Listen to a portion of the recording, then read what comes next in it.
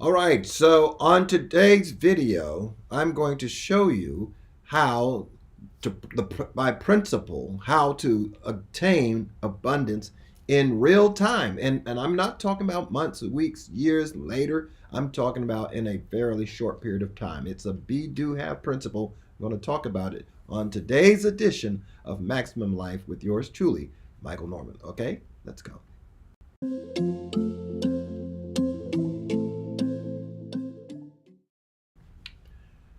Okay, so many people want abundance. They want to have more. They want to do more. They want to have, obviously, the kind of income that allows and affords them to have a vacation, to take the vacations they want to take, spend the kind of money they want on their children's education and that sort of thing, and a whole lot more. But today I want to talk about abundance and a principle that you must first adhere to.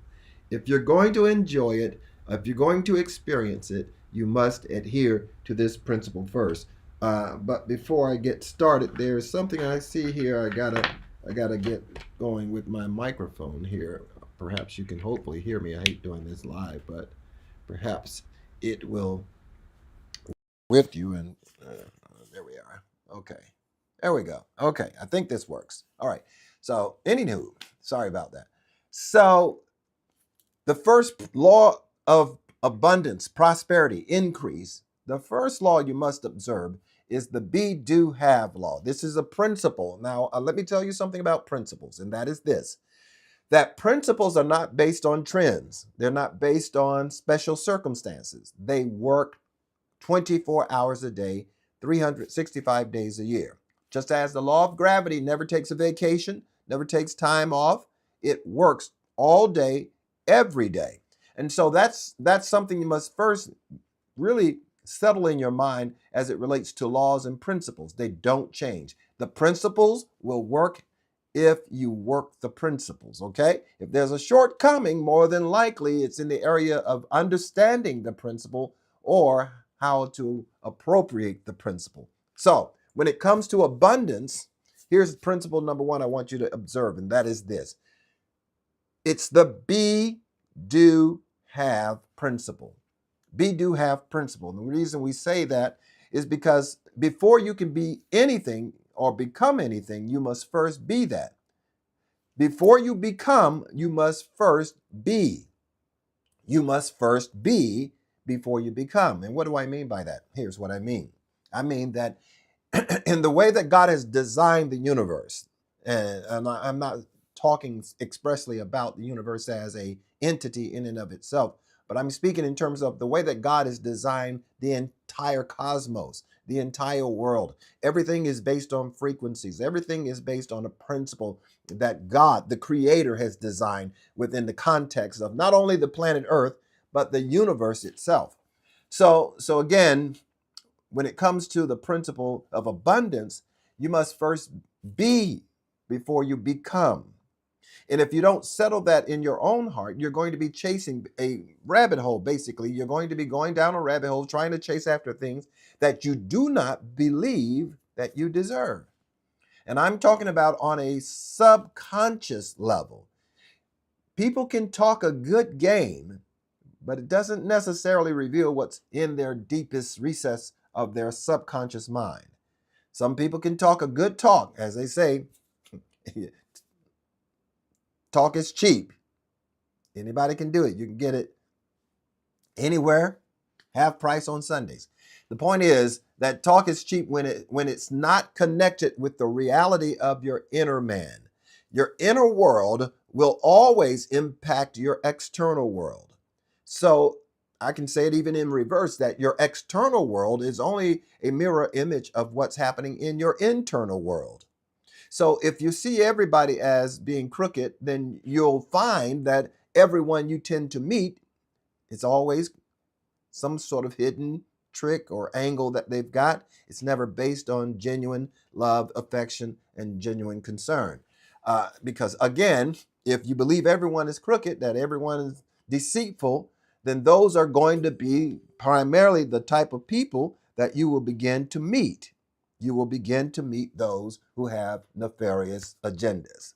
Okay? So you must be first what you want to become. You must be that first. If you want happiness, you must consider yourself to be happy before you become happy. And I know a lot of us would want it the other way around, but the other way around is basically witchcraft. Because if you try to change your external world by whatever means you use, then you're violating the law of manifestation, because manifestation always starts from the internal first. If you recall in the Bible, where Satan takes Jesus up on this mountain and tells him, hey, listen, turn these stones into bread. If you be the Son of God, turn these stones into bread. Of course, Jesus says, man shall not live by bread alone, but by every word that proceeded out of the mouth of God. And it's interesting that he says, but by every word that proceeded out of the mouth of God, because words are, they're not, while they're not physical, but they have the power to go into the mental. And so you must mentally, here's what he's saying, you must mentally agree with the bread that God provides from the internal first. Don't try to create something from the external before you first create it internally. I hope this is making sense to you, because this is going to radically reform your life when you begin to accept that I am blessed. Remember, in another place in the Bible says this, that the weak should say, I'm strong. That's before you get strong. Let the poor say that I'm rich. That's before you get rich. So you must be before you become. As a matter of fact, if you try to become without first being, then it becomes futile. You'll lose momentum. You'll lose the desire. And when things get difficult, you result back to what you actually believe in the first place. So if you never really are convinced that I am the next Michael Jordan or whatever your desire might be, if you don't really internalize that, then the first sign of resistance, the first sign of challenges and chaos and things of that nature that happens to try to distract you from your goals and your ambitions, you're going to result back to what you actually believe in the first place. So again, you must be it first, because it's going to be the driving force in anything you try to attempt in life. Anything that you go after, any enterprise, any business, any relationship, anything that you really want to achieve in life, it must be done first internally. And I would advise that you never, ever go out and try to achieve something without first changing something within. Whatever you try to achieve outside of you, externally, you must already have achieved it internally. That's how faith works. That's how manifestation works. That's how the law of attraction works. It all operates from within. It's an inside job, for real. Okay, so the moment you begin to limit or restrict something internally, you begin to restrict the external. So the moment you restrict it internally, you'll begin to restrict it externally. This is what I have in my notes, because the truth of the matter is that there is no truth in reality other than what the subconscious mind accepts as true. Again, what you internalize mentally, that's ultimately what becomes your reality, because your mentality impacts your reality. So again, if you restrict it in your mind, it's going to be restricted in your reality. This is a truth. This is a reality. This is a law, a principle that works all day, every day. So you have to get to the place where I believe that I'm successful. I believe money comes to me in increasing quantities from multiple sources on a continuous basis. I have more money than I can spend in one lifetime. My job, my company is growing by leaps and bounds. I've got faithful employees. That's got to be internal before it ever shows up externally. All of these things and more. Everything that you want to happen in the external world has to first happen internally. And the way that you make it happen internally is by what you say to yourself. I'll remind you of another scripture in the Bible where Jesus says, it's not what goes in a man's mouth that defiles a man, it's what comes out of his mouth. It's what you're saying. It's not what people are saying about you. It's what you are saying about you that matters. So if you want to change your reality, you've got to change your mentality. This is the reason why most people fail at their New Year's resolution, because they're trying to change their behavior before they change who they are. Most people are, I'm going to lose 20 pounds, 30 pounds, 40 pounds, whatever. I'm going to go out and lose weight. And then they get their membership at some gymnasium, and they go in and try to work out. They go some physical trainer, they hire someone to help them train. But the moment it starts to get arduous, the moment it starts to get challenging, you really start getting down to the meat of the workout, because you're not committed here, you will not be committed outside of you. If you're not committed internally, you will not be committed externally. And as a result, 90% of New Year's resolutions tends to fail. Because again, we go out and we start jogging, and in most cases, we try to bite off more than we can chew. Oftentimes we try to lift more weights than we actually can. We don't appreciate starting out small. See, what most people fail to realize is it is indeed the little foxes that destroys the vine. It's not the big things, but because we come from a culture that says go big or go home, all or nothing, burn the bridge, that sort of thing. Because we come from that sort of culture, it kind of infiltrates our mindset about everything. If we can't start out big, then we don't feel like we should even start at all. When in fact, it is the small things that builds momentum. And the more you achieve the small things, you'll find that you're able to achieve the greater things. If you're biting off more than you can chew, you're more than likely going to come to a point where you're overwhelmed with the challenge. I thought I could do it, but it proves to be more than I can handle. Well, it's not more than you can handle. It's just that you have taken more than you can handle at one time. You know, when you're growing up and your parents was teaching you how to eat, and they tell you, hey, listen, don't bite off more than you can chew. Well, that's a life hack. That's a real life principle.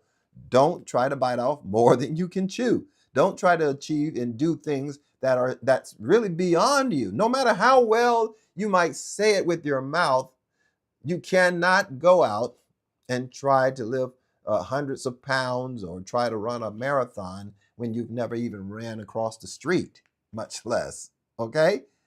So no matter how much you confess, I can run a marathon, you cannot go out and run a marathon never having even ran down the street. 2 blocks, 3 blocks. Okay, so there's a thin line between faith and foolishness.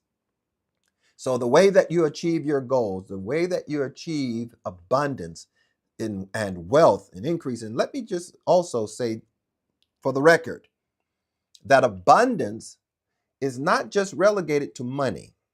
So if you're thinking I'm only talking about money, then you've missed the boat. Of course, it does include money, but wealth and abundance has to do with every sphere of your life, whether it's relationship, whether it's career goals, whether it's your health, whether it's money, what your children will do, how your children will grow up, abundance of care and concern, abundance of hospitality and benevolence.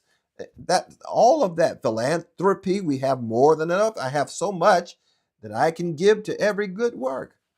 And that's ultimately what God really wants us to do. All of us should be so blessed to the extent that we have more than enough so that we can begin to systematically give to those who are less fortunate. Now, I don't believe in just randomly giving to just anybody. Not because not because I believe I will inherit their poverty or anything like that, but I don't believe in wasting my efforts on someone who's not equally concerned about their future. In other words, I'm not going to work hard at providing for someone who won't provide for themselves, who doesn't have don't have an attitude or the mindset to provide for themselves. I'm not going to want for you what you don't want for yourself. That's a setup and that's a recipe for disaster. But I do want to be blessed to the extent that when I find people who are they're a little legitimately trying to get ahead, trying to do the right things on a daily basis, I'm going to come alongside them and say, hey, listen, I can help you in that effort.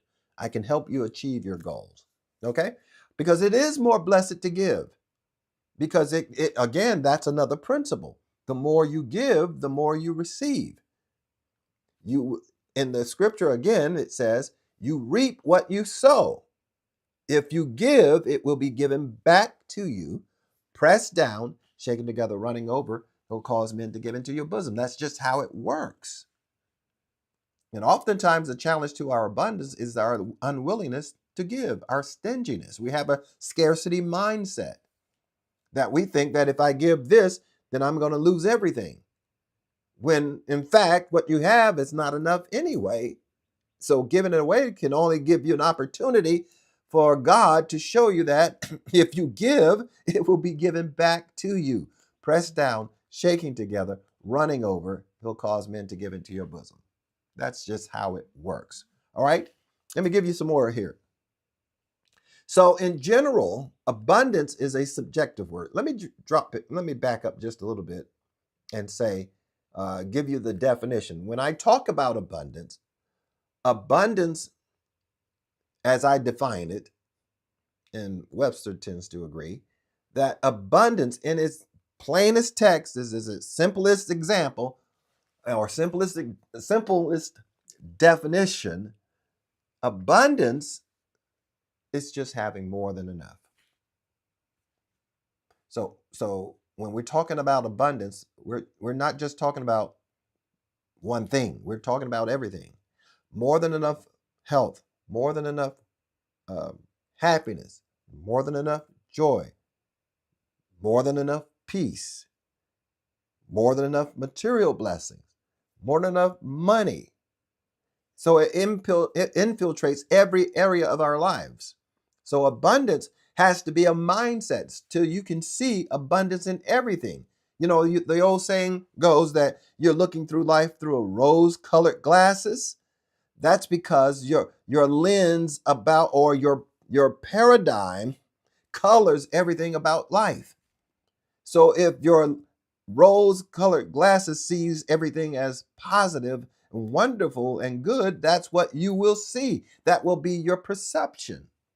But if you see it as bad, everything is going down, the economy's bad, relationships, it's just dark times. If that's your paradigm, that's going to be your reality. You know, it's strangely enough how that two people can come from the same household with the same exact parents, eat the same food, subject to the same house rules, and everything being equal, and yet those two individuals can turn out two completely different ways. How is that possible? It's because of their own paradigm. One could say, my parents didn't do enough, while the other says, my parents did everything they could. And as such, they adjust their attitude based on one that says they didn't do enough and the other that says they did everything they could. One has a positive mental attitude, the other has a negative mental attitude. And as such, it colors their lives. So when abundance comes, when we talk about abundance, we're saying having more than enough, even when you don't have enough. You've got to, as I said before, the weak has to say they're strong before they become strong. And the same is true with the poor should say, I am rich while they're poor, physically speaking, in the external sense, but we're not allowing our external world to dictate our internal world. Yes, I might be struggling, things might be bad in the external, but that does not have anything to do with my internal reality. Because eventually, my internal reality is going to affect my external reality. All right, so abundance is that way. In general, again, abundance is a subjective word. So that simply means abundance can mean one thing to me and mean another thing to you. An abundance of money. Some might say just enough to pay my bills, pay all of my obligations. That's abundance to me. While others might say, I need hundreds of millions of dollars. That's abundance to me. Well, and let me just, I feel the need to kind of back up and again restate that abundance is not just about money. Of course, it includes money, but if you're on a, you're on a sick bed dealing with sickness or disease in your body, all that money can do is buy you the best health care. But you've got a lot of people who are multimillionaires who would love they would be willing to give up all of their resources, all of their money, if they could get one day of peace and happiness. Because everybody that ever comes into their lives only comes into their lives to get what they can from me. They don't love me for who I am. They love me for what I have. So there are those who has a lot of money. That's not an abundance of money, but they don't have an abundance of peace. There are those in the hospital that would love to be able to had to maybe lost a limb, a leg or arm or something, and would give anything. They'll give up all their money. So money is not the complete end all be all. As a matter of fact, money is not a master. Money is a servant. Okay, so at the end of the day, money is a wonderful servant, but a horrible master. All right. So in general, abundance is a subjective word. Each person, based on each person's perception, because it can mean different things to different people. So in other words, like I said before, paying all of your bills, all of your obligation, that might be an abundance to you. While for others, I need millions in order to consider it to be abundance. So it becomes subjective. It becomes subjective to the individual themselves. There was a verse in the Bible again. Yes, I read a lot of Bible, but there's a verse that always troubled me because I didn't understand what it was saying until recently. It says, "There is he who has, and more will be given, and he shall have abundance. But there are those who have not, and that which he has will be taken." Or that he that has not has very little, and the little that he has will be taken away from them. So that baffled me, and I was thinking, what's going on? What are you saying in this scripture? What are you saying is, to those who have, more will be given. Why? Because they already have it in their mind. They already possess it. They already believe it's theirs. Before they can see it out here, they already have it in there. Okay? Their mind sight ultimately affects their eyesight. So again, in the reverse, it's true. Those who think of lack and scarcity, and barely having enough, because of their mindset, the little that they have will shrink, and then they'll lose the little that they do have. So that's what that means. Those that have will get more, and they shall have abundance. Those that have not shall get less, and even that which they do have will be taken away. What determines that is their mindset. As a man thinketh in his heart, so is he.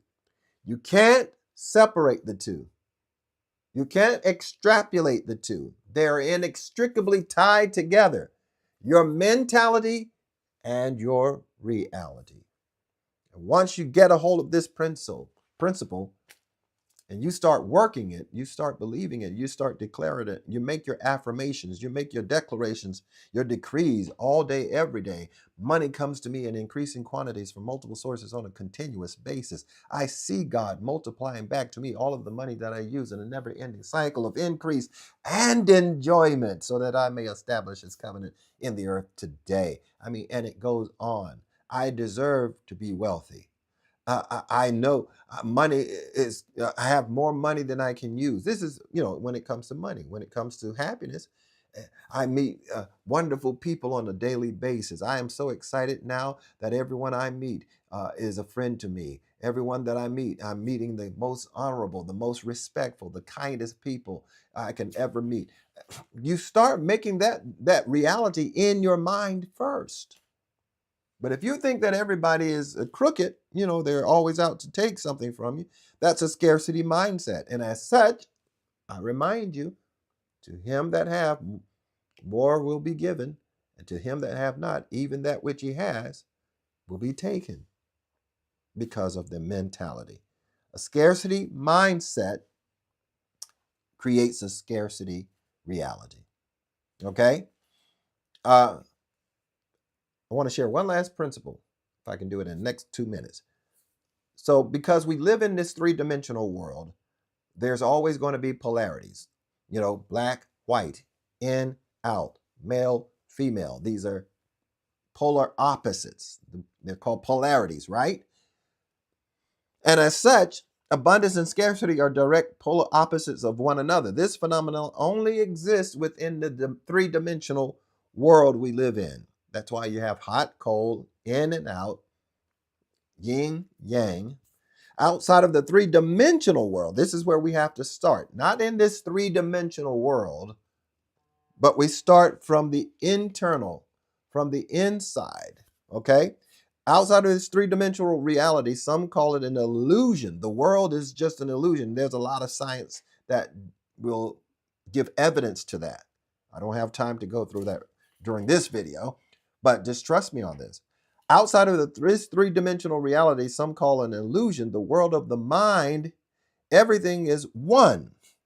There is no such thing as yesterday, tomorrow, next week. It is only now. And all things are tied together. In other words, you are a part of me and I am a part of you. Although you may be distance, miles and maybe hundreds of miles and thousands of miles apart from me, but we are still one by divine nature. We're all inextricably tied together. You talk about herd mentality. The reason that a herd mentality exists is because it's an outward expression of a spiritual reality that we are all one people. We can have multiple different experiences, but we are all one world. You got multiple people. We are one world. We live on one planet, but you've got multiplied worlds within the one planet. So it is with each and every one of us. So when you begin to realize that everything exists now and is all one reality, then the concept of you prospering and living a life of abundance becomes more possible for you, because you believe that abundance is part of who you are. It is not something that you have to obtain. It's something that you have to accept, that I am abundance. I am wealth. I am happiness. I am joy. I am peace. I am compassionate. And that, by the way, is another principle. It's called the I am principle. Because whatever you add to I am will be added unto you. Let me say that again, because that little ding may have interrupted me there. So let me say it again. It is called the I am principle. That means whatever you add to I am will be added unto you. So if you're saying I'm sick, then sickness will be added unto you. If you're saying I'm depressed, then depression will be added unto you. That's how it works. But conversely, if you're saying I'm joyful, joy will be added to you. If you're saying I'm full of peace, then peace will be added. I am peace. I am joy. I am happiness. I am wholeness. I am rich. I am abundance. I am wealthy. It's the I am principle. That's why I said at the beginning, before you become, you must be. So you must be what you desire to become. And notice I said you must be it first before you become it. And once you understand that principle, you are on your way to a life of abundance. You're on your way to extreme happiness, extreme joy, extreme peace, because you've learned this principle of abundance. Okay? So I hope you gotten something out of this brief video. If you did, make sure that you become that electronic evangelist for me and share the video. But before you do that, make sure you click the like button below. Make sure you click the thumbs up. That's your like button. And then, of course, if you have not subscribed to this channel, make sure you do that. It makes all the difference in the world because it helps others to find this video or to find this channel. Okay? So I'd love for you to do that. And make sure that I put in the description a copy of my book. It's called The Global Algorithm of Wealth. It has all of the tools, the tips, the techniques you need to begin the process of first becoming wealthy here so that it can become wealthy outside of you. Internally first, and then externally. So the information is in the description. Make sure that you grab that book and enjoy. And if you enjoy it, make sure you put a review there on Amazon so that others can enjoy it as well. I believe it's going to be a major blessing to you. Okay, till next time, don't forget every Monday, we put out new videos. So plan to join me. And if, of course, you're at work at 10 a.m. in the morning, Eastern Standard Time, then make sure that you come back later on your lunch break or after work. Make sure you watch the video, click the like button, and we'll see you on the next one right here on Maximum Life with yours truly, Michael Norman. See you next time.